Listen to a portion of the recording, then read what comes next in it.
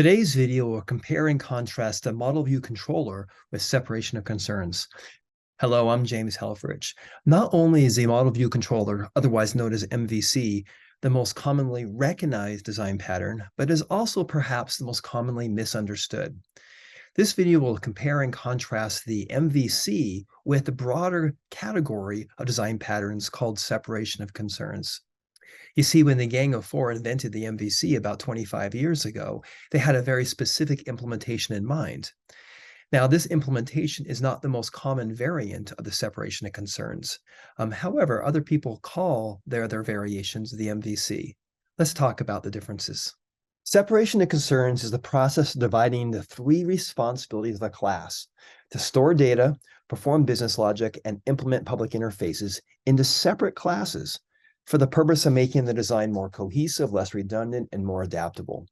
Now, first is the storage, and this is how the data is stored in the system. The business logic governs the rules pertaining to how data is manipulated, and the interface makes it convenient for the client to use the data.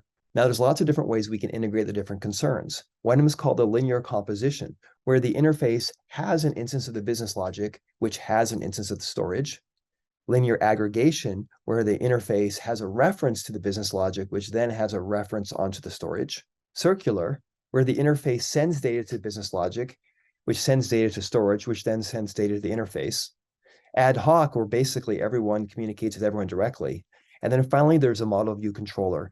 And the model view controller is a type of circular, except there are some important modifications. And we're going to talk about that here today. So first of all, let's take a look at the data flow diagram pertaining to the MVC.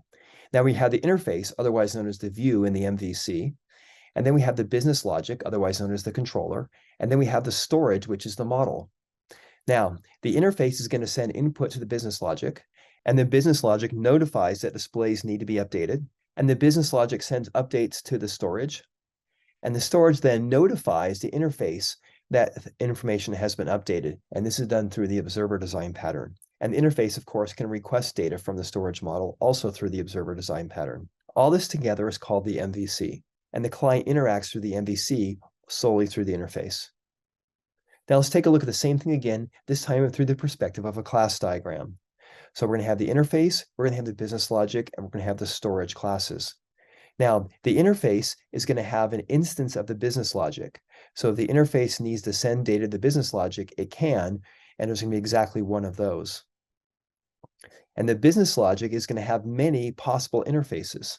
For an example, if there's a web interface, a network interface, and a file interface, then each one of those is going to be a different interface, and the business logic will talk to each one of those, and so there could be many of those.